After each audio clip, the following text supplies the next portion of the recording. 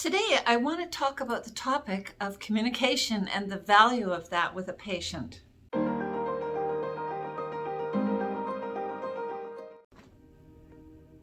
Hi, Janice Wheeler here. I'm the president of the Art of Management. Today, I'm talking about the value of communication in terms of building your practice. Now, I'm specifically referring to communication with patients today. I mean, there's communications between doctors and staff, staff and doctors, staff and patients, doctors and patients, etc., etc. But today we're going to single out one aspect, and that is communication with your patient. I've experienced as a practice management expert, but also as a patient, communication skills being lacking in a practice. You know, when a patient comes into the practice from the front to the back, they are why your practice even exists. If you didn't have any patients coming in, you would not be even there. If you want to have a bigger practice and a busier practice, let's put it that way, communication skills are one of the make-break points that cause patients to refer their friends, family, and neighbors and coworkers and so on, which is what you want to have ideally as your favorite marketing method. I mean, digital is all very good, but you spend money on that. Whereas on patients, if you really impress the hell out of them by caring about them and showing that care and really having good communication with them, they are going to refer their friends, family, neighbors, and coworkers to you. So one of the things that I noticed, this is from my own experience. So I've had many dentists over the years, as I have lived a lot of years. And I have experienced doctors who kind of walk in the room. Let's take a dental office, because I have a chiropractor and veterinarian, optometrist, and so on. But I'm just going to take dental because I'm thinking of a specific one, where the doctor comes in, adjusts his mask, and then says, so how are we today, Mrs. Wheeler?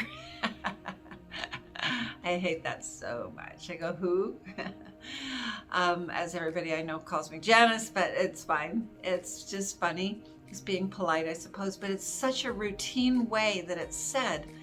And he's looking at my chart, either a hard copy in the past, but now more on the computer, and putting on his gloves, inspecting the instrument tray, and that sort of thing.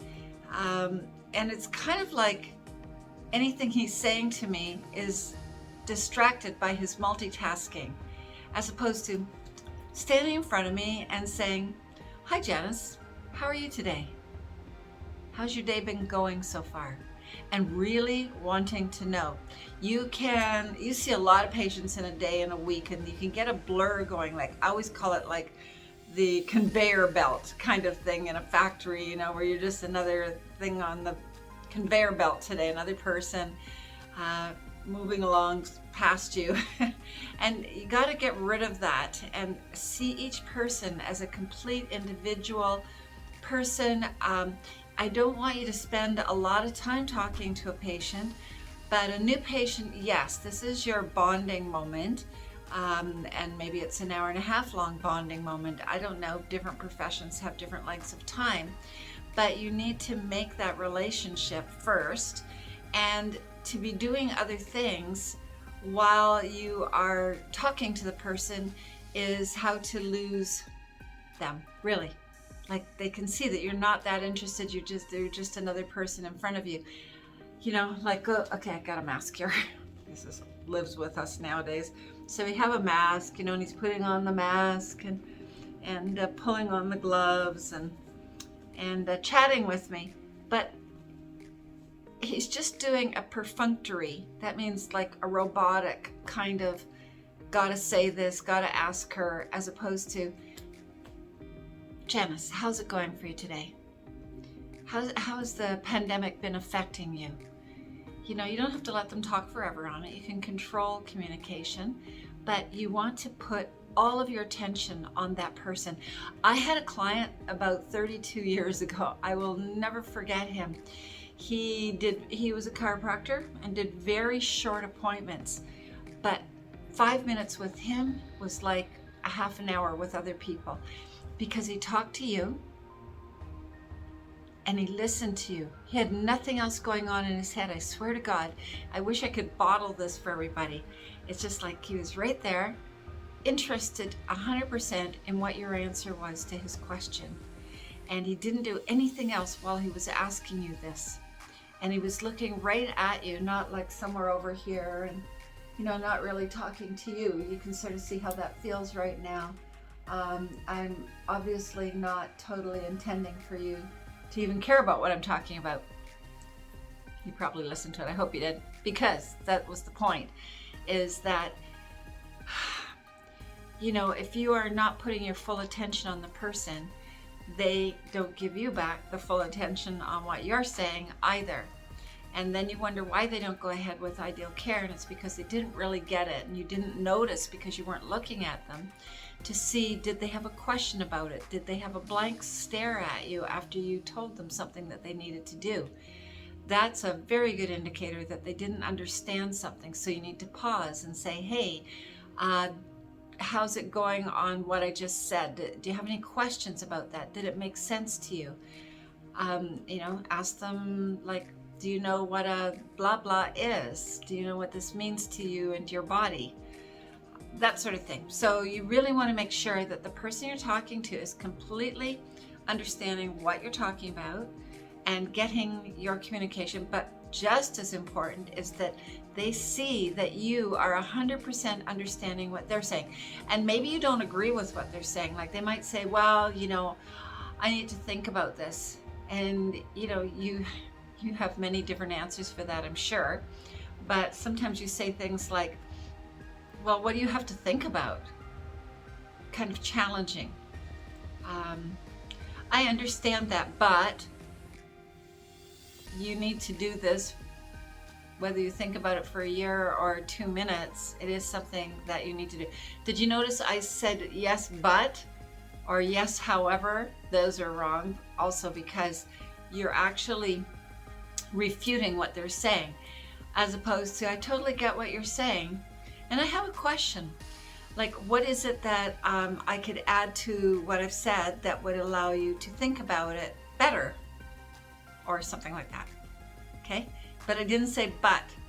I said, I get what you're saying, or I understand that, and I'd love to know what else I could give you information-wise. So, you know, there's lots of very key communication skills. We teach this in several of our courses that we give our clients. We have these short little courses that are on management skills, and this is a key one because it's just as important with your staff. But giving them undivided attention was my really big point here, because that is very much part of the ideal care that you're going to give your patients. Now, one more part of that to emphasize is the listening. So it's all very well for you to communicate, but the listening thing is like, it's like you absorb what they're saying. Just sort of practice this a lot, because when you have fully understood what the other person is saying, you say, I completely understand that, or wow, I never thought of it that way, or gosh, I really got that. Something that really lets them know that you have heard them. This is very key. A lot of people will say something to you, and for me giving a talk, this is very funny because there's nobody on the other side right now listening to me saying, Janice, that made sense to me, or I totally got that, you can stop talking about it now. You don't have to say that out loud, but that is the effect of saying, wow, that totally makes sense to me. They don't feel the need to explain it again because you have a, you know, you're looking off in space thinking about something else. You totally got it. You let them know appropriately to what they said, or really? Wow, I never knew you felt like that about that. And that ends communications. They don't have to explain it 5 more times to make sure that you really understood what they were saying. So you have an amazing service that you offer your patients. Getting the communication across to them and getting their undivided attention, and you giving them your undivided attention, is going to make it a lot easier to get them to go ahead with the care that you want them to go for. That's today's message, and if you like this, please share it. Subscribe to our YouTube channel, because we do have a channel and we have playlists on all sorts of topics. And, you can always give me a nice like. Okay? So talk to you again soon. Bye-bye. To get your practice analyzed, contact the Art of Management at 416-466-6217.